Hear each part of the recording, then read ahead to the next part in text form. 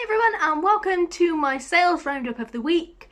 I'm really happy with my sales this week. See, as though I've listed nothing, which is really bad. I've actually done pretty well with my sales from some items that were already listed. So first up is this Bowden coat. I picked this up at the first car boot after lockdown. Only cost 50p. Really nice coat. It was size 12. Lovely turquoise colour with the turquoise buttons as well. It did have a little hole on the shoulder, which obviously I photographed and explained in the description. But this one went, it's had like, I think it had, I don't even know how many watches it had, but it had like 400 views or something. But in the end it went for £20 plus postage. Which is a £15.87 profit, so I was super pleased with that one. Next up was an item that I kind of regretted after I bought it. Picked it up from a haul video on a Saturday car boot that I went to a few weeks ago. It's a Debenhams blouse, a vintage one, so it was a nice paisley sort of orange and red print. It cost £1. I sold it for £6.99 plus postage. Which meant that I actually got a £4.94 profit on that, which wasn't bad, seeing as though I was kind of thinking, why have I bought this top? The sizing was kind of weird on it as well, so it was, yeah, I'm really happy that's gone, so that's good. Next up is a maxi dress, which I love selling maxi dresses, they go really well, and this one was a size 18 one as well, so even better. It was a Bon Marche one. I still don't know how to say that. Bon Marche? Bon Marche? No idea. Bon Marche, we'll go with that. Really nice tropical print. It was a really nice dress actually. That one cost me 50p. I took an offer of £12 plus postage. I probably could have hung on and got a bit more, but I've got so many dresses at the moment that I just want them out the door. And I still got a £9 and 6p profit, so I'm happy with that. Next one was a really good sale. I picked up a pair of black men's Converse that are size 10, I think it was. And they only cost me £1 at a car boot a few weeks ago. Really nice condition.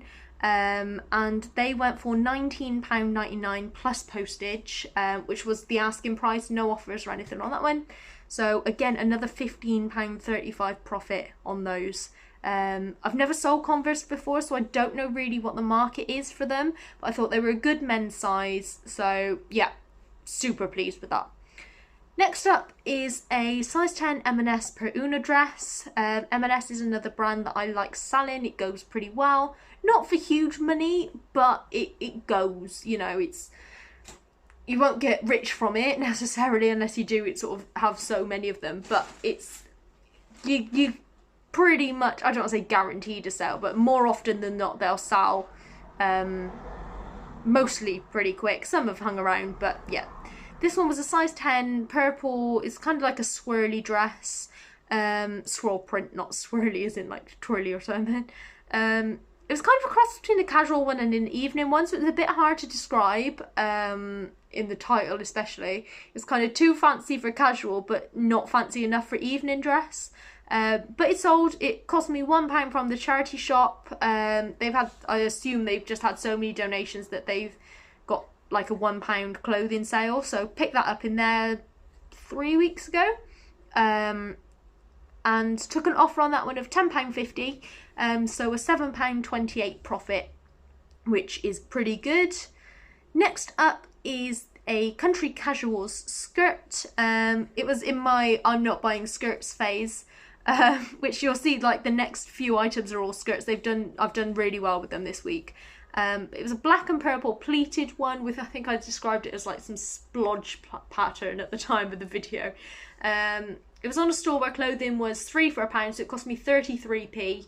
And I got £10.60 including postage on that one because that was sold on Vinted. So I got £7.17 profit, which brilliant for a skirt. Yeah, as I said, I'm really happy with all the profits that I've made this week. Another vintage one went.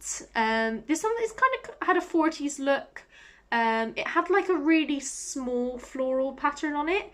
It kind of reminded me a bit of like the Cath Kidston style bags and such, where it's just like, it was kind of a creamy brownie skirt, pastel blue or something. It's like quite a dark, just pastel-y one, with that really small pattern on it.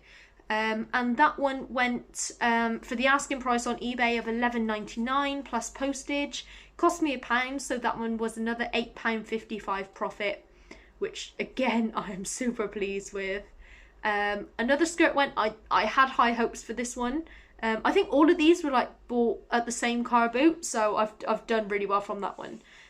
This one was a vintage M&S St Michael dress, skirt, we're talking about skirts.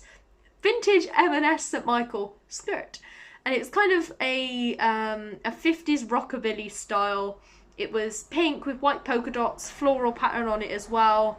Really nice skirt. I knew it would do well. I took an offer on it again just to get it out the door of £8.